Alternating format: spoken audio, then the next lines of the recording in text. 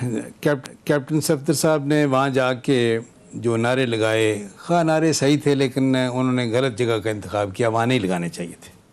اچھا یہ آپ چلیں بالکل میں کہتا ہوں، وہ تو ابھی کل دعویٰ کر رہے تھے کہ میں ہر سال 18 اکتوبر کو جاؤں گا اور وہیں جا کے دوبارہ نعرے لگاؤں گا، یہ انہوں نے کہا ہے۔ نہیں دیکھیں، میں گزارش کرتا ہوں، مزار قائد کے تقدس کا تقاضا یہ ہے کہ وہاں کوئی شخص بھی جائے مکمل احترام، تعظیم اور خاموشی کے ساتھ جائے، وہاں دعا کرے، اور باہر آ کر آپ نعرے بھی لگائیں، آپ تقریریں بھی کریں، سارا کچھ، لیکن وہاں اس کے تقدس کا خیال رکھنا چاہیے۔ دوسری بات نہیں بنانا چاہیے، بالکل۔ دوسری بات یہ ہے کہ یہ کام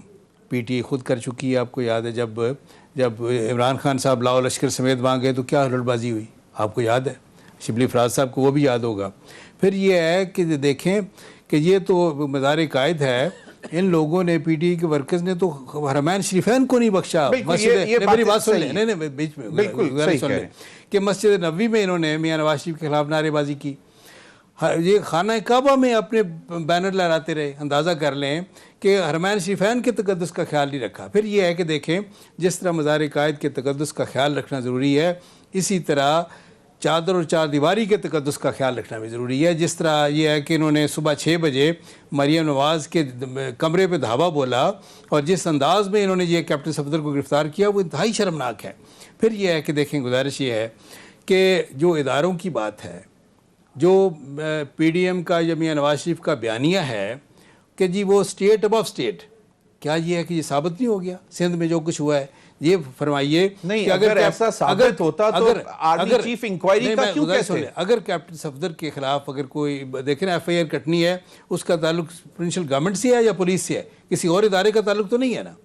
اور یہ ہے کہ اگر دیکھیں، مجھے امید ہے پوری اسی چیز کو تو انویسٹیگیٹ کرنے کے لیے آرمی چیف نے خود کہا ہے، تو آپ اسٹیٹ ابو اسٹیٹ کہاں سے آ گئی؟ نہیں یہ جو اس ادارے کے سربراہ ہیں انہوں نے تو خود کہہ دیا کہ میں ابھی انکوائری کروں گا کہ یہ واقعہ ہوا کیسے ہے۔ دیکھیں، آرمی چیف نے جو انکوائری کا حکم دیا ہے میں اس کو ویلکم کرتا ہوں اور اس کی تعریف کرتا ہوں، اور مجھے یہ بھی امید ہے۔ نہیں تو پھر آپ ابھی تو کہہ کے ہٹے ہیں کہ جو میاں نواز شریف کا بیانیہ ہے وہ پروف ہو گیا۔ نہیں، جب یہ فرمائیں کہ جب یہ ہے کہ اس میں کوئی شک ہے، ویسے آپ کو شک ہے نہیں کہ یہ آپ کو شک ہے یا کسی کو شک ہے کہ پولیس کے چیف کو صبح 4 بجے گھر سے اٹھا کے، جو بلاول بھٹو زرداری کہہ رہے ہیں، جو سندھ کے چیف منسٹر کہہ رہے ہیں کہ صبح اٹھا کے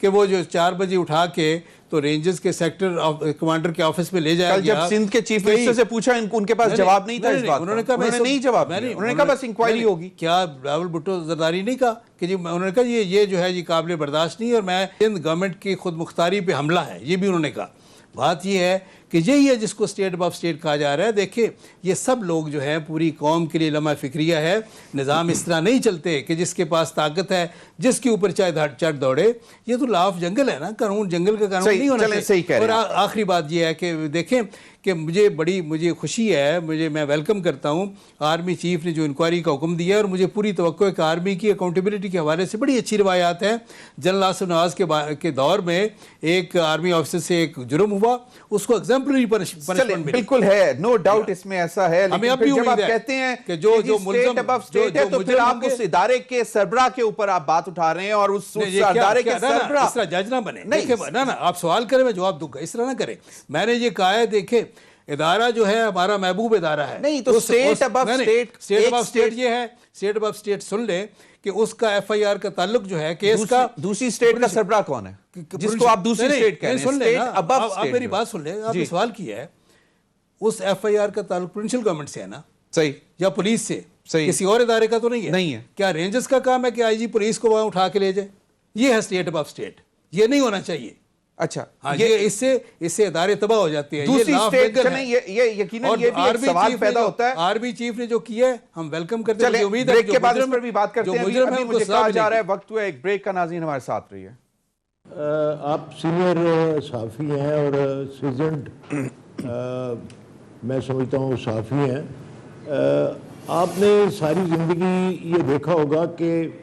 ہمیشہ اس بات کی تو شکایت آتی رہتی ہے اور گلہ بھی آتا ہے وہاں کی طرف سے بھی کہ جی کوئی کمپلیننٹ اگر تھانے میں جائے تو اس کی ایف آئی آر درج نہیں ہوتی، اور اگر درج ہو جائے تو یہ تو میرے خیال میں کوئی ایک خبر نہیں بنتی، بلکہ یہ سمجھا جاتا ہے کہ یہ کمپلیننٹ کا حق ہے کہ وہ شکایت درج کرائے. اس کے بعد اتھارٹیز کا کام ہوتا ہے کہ اس کو انویسٹیگیٹ کریں اور اگر کوئی جرم سرزد ہوتا ہے تو اس کا چلان پیش کریں, اگر نہیں ہوا تو اس کو ڈسچارج کر دیں. صحیح. یہ سلسلہ جو ہے یہ کچھ عجیب سا نظر آتا ہے کہ اس کے اندر خود سب سے پہلے تو دیکھیں کہ وہ زبیر احمد صاحب جو سابقہ گورنر ہے انہوں نے اس بات کو اچھالا اور پھر اغوا ہو گیا. اس کے بعد پھر آپ دیکھیں کہ چیف منسٹر مراد علی شاہ صاحب کی خاموشی ایک حیرت انگیز خاموشی, جو کہ دیکھیں نا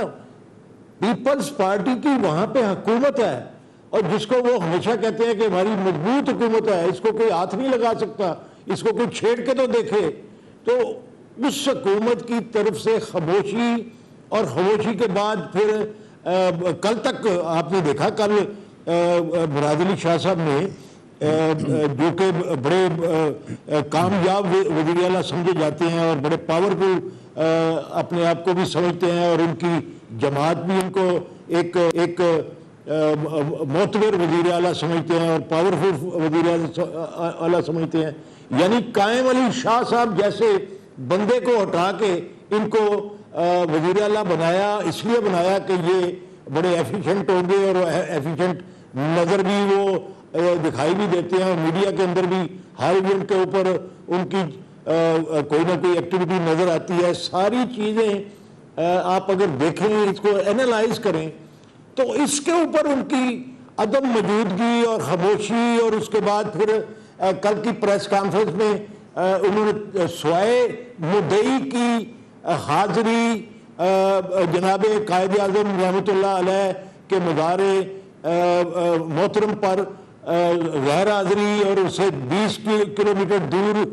موجود ہونا اور اس قسم کی باتیں, اور ہم نپٹ لیں گے, ان کی انکوائری کریں گے, ان کو سزا دیں گے اور ان کو یہ کریں گے, یہ ساری باتیں کرنے کے باوجود اس اگر کوئی اغوا ہوا تھا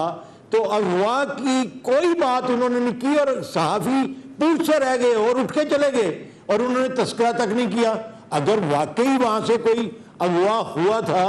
اور کسی نے ہائی ہینڈنس دکھائی تھی تو پھر وزیر اعلیٰ جو کہ وہاں کا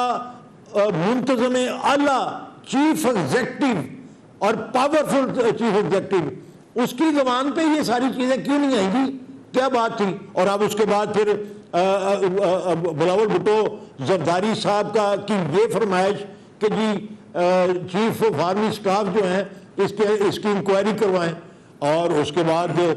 خوشیوں کے شادی بجائے گئے جب چیف آف آرمی سٹاف نے اس کا نوٹس لے لیا. ظاہر ہے ان کے اوپر